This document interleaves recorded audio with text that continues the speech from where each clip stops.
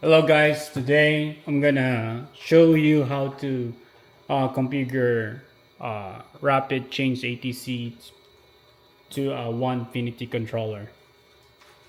We're not gonna use a muscle, just a Onefinity controller. I already mount my ATC to my preferred location, which is a Y axis on the right side. Reason being is with this approach I can still do tiling sometimes without blocking um, the end of the CNC. So first thing we're gonna do is we're gonna home. If you haven't home your CNC, we're gonna home it. I'm just gonna put it closer to. Give me a second. My camera is not. Okay, there you go. I have a. If you notice, there's a blue tape. That's my tracker for my camera. So if it moves, my camera follow it. Okay, so I'm gonna click the home. I already did the home, but I'm just gonna do it again.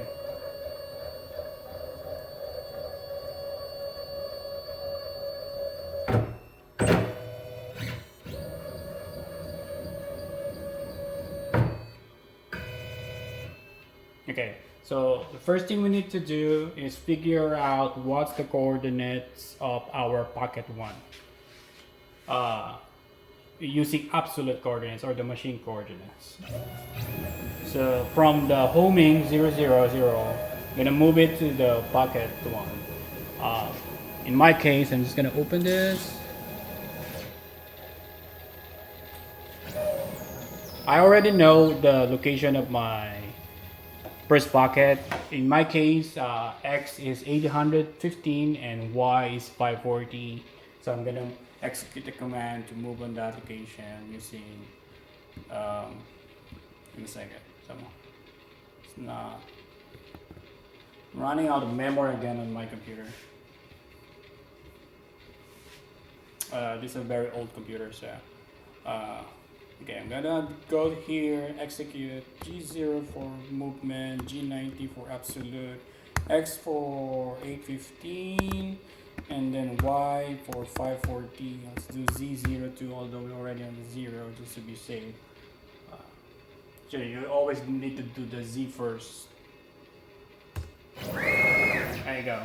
Um, so I'm just gonna show you, but you're gonna determine this in your case. Where is your first pocket? I'm just gonna show you that my first pocket is dead center of that. Oh, my spindle is dead center in that first pocket. So that's our pocket one. So we need 815, X and Y 540. So we're gonna go to the configurator. Let's say let's name this one Onefinity. You can name it whatever you want. Let's go from all the settings. Unit, we're not gonna change that. I prepared millimeters. Safely run 0. That's good. Not gonna change that. There's a documentation, but I'm not gonna explain. I'm just gonna show you what's the minimum or whatever settings that I need to configure on my machine. So I have 8 pocket, although I only you're gonna use 7. Like I said, I mounted on a y-axis, uh, and then every time it moves to the next pocket, the direction is positive. So it's positive, not negative. So positive for me, and I have a ER 20 where the pocket distance are 45 millimeter. I don't know if that's the same on different ER sizes, but in my case, 45. On the magazine, this is where I told you that I have a 815. And then on the pocket Y, I have 540. Z engage. This is okay. We need to figure out the number is. We will put down our Z or spindle to the point where start okay making. If we keep rotating this and we keep go down, and you also notice the because the pocket are holder are spring loaded. So if you notice, the spindle will push it down. So just a little bit of squish should be the stopping point, and we'll figure out what's the coordinate of that. The coordinates of that we go is 123. So let's just do 123. So I'm gonna put 123. Look for always an absolute. This number 123. 123. Okay, next let's check this 2000. I'm gonna change the enable third plunge. So this will, I think, I haven't used this before, but I think it will tighten, add a little bit more tighten to the nut, just to make sure you don't trust the first loading is tightened up. But I'm not gonna check it so far. Probably I'll try to see if without that works for me. And then we're not gonna change this. 1200. 1200 is good. Load for unload and RPM. Tool recognition. Since I have a tool recognition unit model, I'm gonna enable this. And then with the Z zone target. By the way, if you do a hover on the box, there's a tooltip. You can read about what that number is for.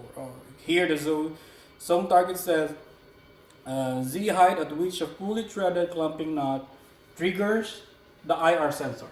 By the way, the IR sensor is here. So I actually carried the trigger. I put it. Let me show you. So you see this green? Green means it's untriggered. Green, no light means triggered. So according to here, we need to do a fully tightened knot. So let's take this one. We'll tighten it.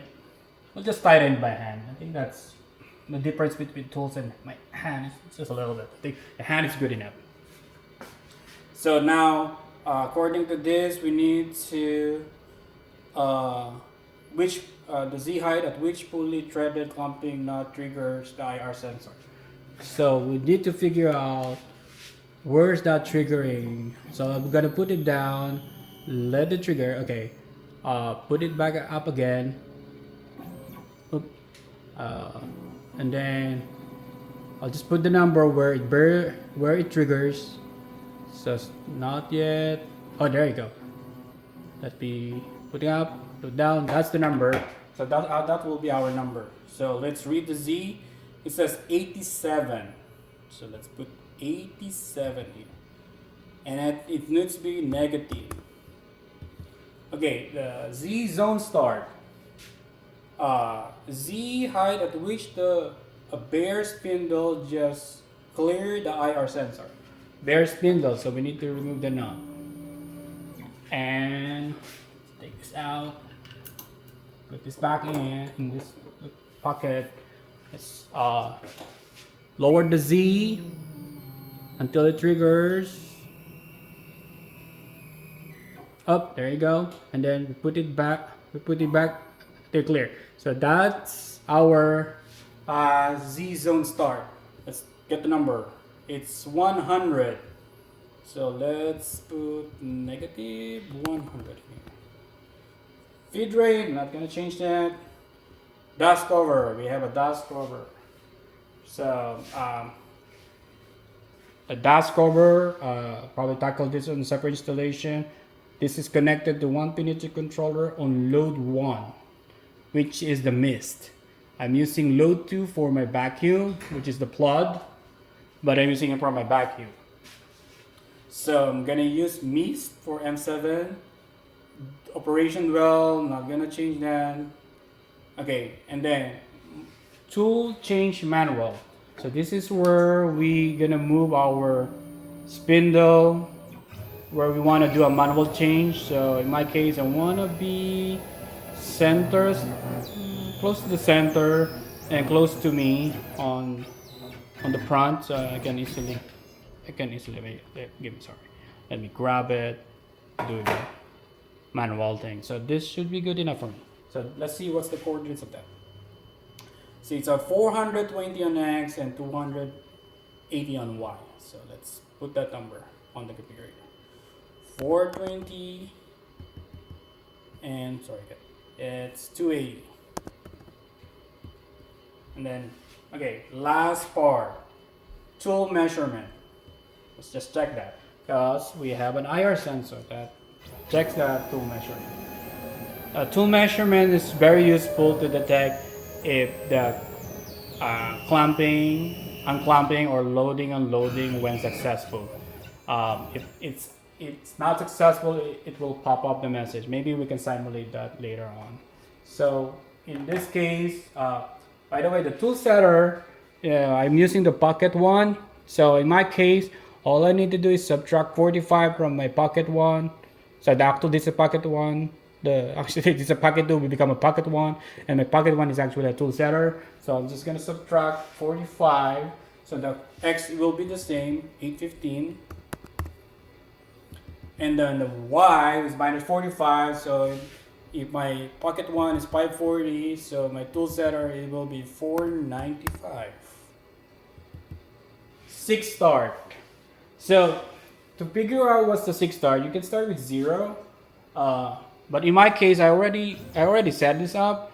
Usually, what you do is you pick the longest tool you can have, and because if you see it will start seeking here, it might take seeking speed is very slow, so it takes time. So my suggestion to make it more efficient is figure out what's your longest bit or longest bit, and maybe in here should be good enough. And for me, I think 30 is good enough, so I'm just gonna put 30. I'm gonna show you how to measure it. You can measure it by yourself. So I'm gonna do negative 30. 6 distance. 6 distance is this is where from here to touch the probe again. You probably based on your longest beat. You probably based on that. Or actually, this one is probably shorter bit. Sorry.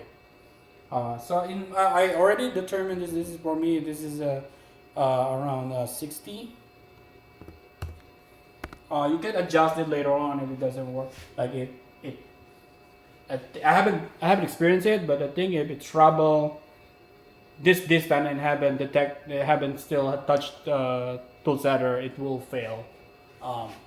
It will pop up a message that it failed for safety. Then retract distance, not gonna change that. That's what it touches. It bounce a little 2 millimeter high, and then do another probing, so super slow, which is the 50.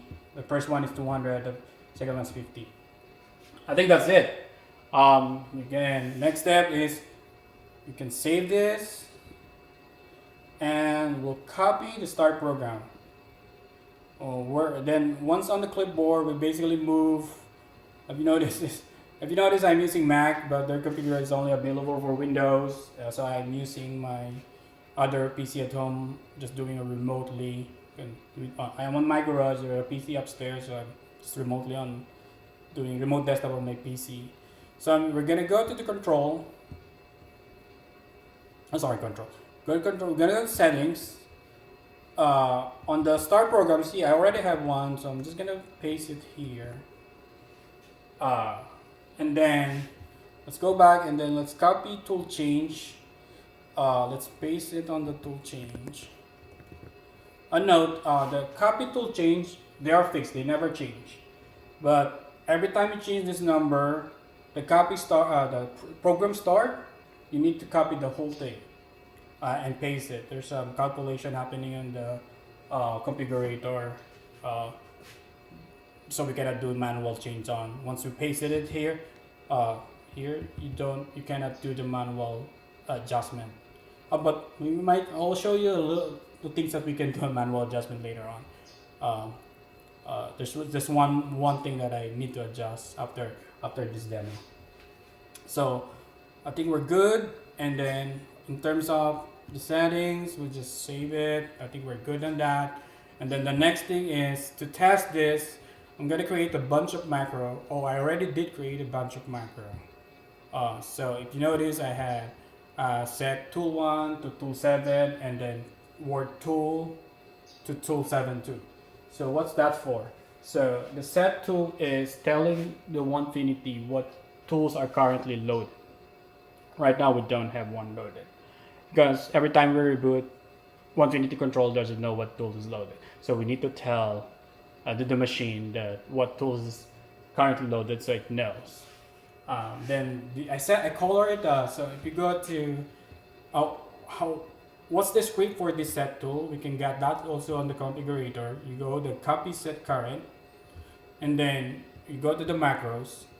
So let's say you create a macro and you basically paste that in the macro G code. So in here you see the tool, current tool is 2. So and then if I go to set tool 2, you just make it same. You paste it there and you just change the number 2, and so on up to the whatever tool number you have. So in here you have tool 7, and then you can change the color of that macro. And then by default, this checkbox will alert you a pop-up, so it doesn't execute straight. It will give you a confirmation first that you want to do this. And then for the tool, this is for the tool actual tool change. I just name it tool 1. You can name it whatever you want. I just say tool 1. Maybe it's better to like a load tool 1, but for me just tool 1 is fine. I color it red, then I send checkbox. And this one, it's a typical M6 command and T1. M6 means tool change for the G code, and T and the number is the number of your tool. So T1 for tool 1, T2 for tool 2, and so on and so forth. So that so now we have all the macros set up. I think the only remaining thing to do is to test it. I highly suggest when you're doing the testing, because I already done this, just remove the cover. Just make sure, just in case you mess up, so you won't throw in your cover. So in my case, I'm just gonna trust myself, even though I reset the configuration. So one thing I also tip is I always move away from the ATC or the magazine. So I have extra time to react in case I mess up, so I can hit the emergency button. So again, what we're gonna do is actually we don't have tools loaded, so I'll just pick the the tool tree loaded by hand. Just for testing. Okay, and then I'll set to the controller that tool tree is loaded, so just call the set tool tree run, give you confirmation that tool tree is loaded, and then here we can execute the actual tool change. So I'm gonna load the tool 1. Let's see, hopefully it works. Okay, spindle is on, just making sure it's my spindle. Okay, then run. There you go. So far so good. It will unload the tool tree. Go up. Load tool 1. If everything's correct, it should straight.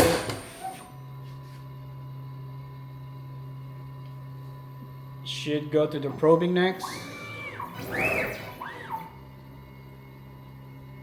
Slower a little bit. Don't want to see it on the camera.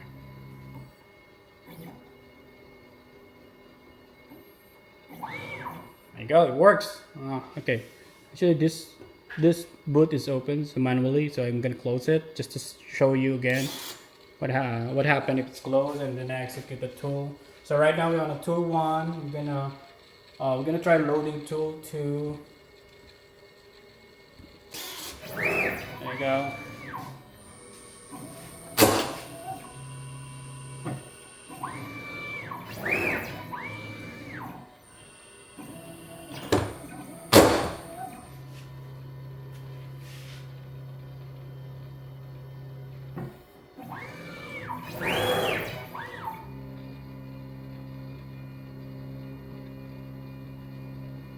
Everything looks good on 1 settings.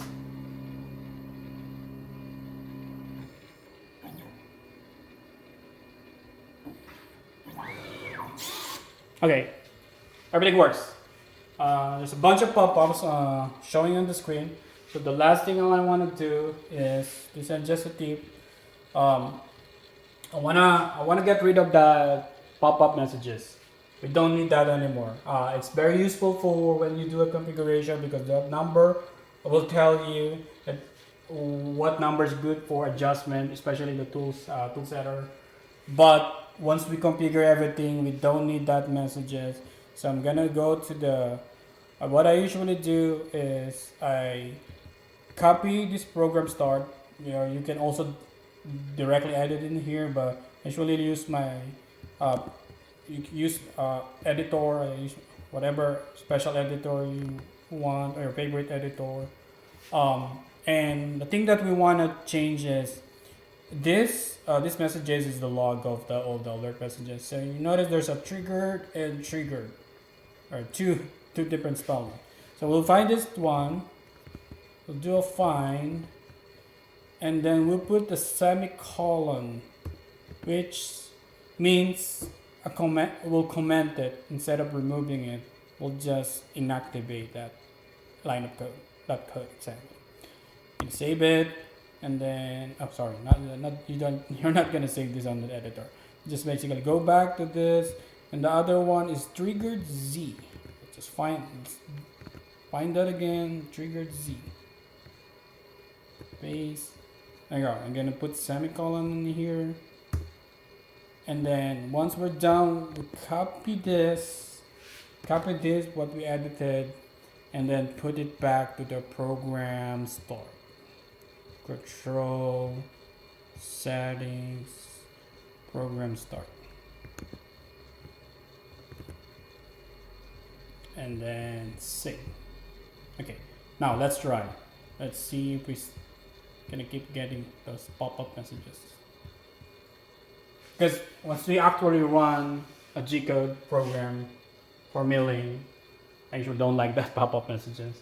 It's actually blocking my some of the button, for example, emergency the software emergency button.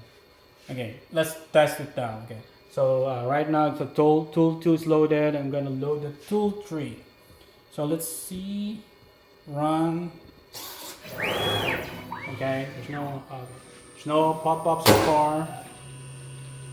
Okay, usually there's already a pop-up saying the Z triggering for the unloading, and then on here usually also there's a message Z number for detecting the nut.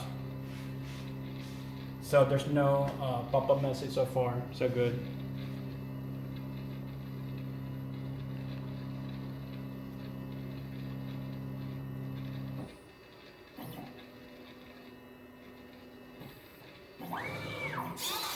Okay, good. There you go, guys. That's how it is. That's how easy to set up the software.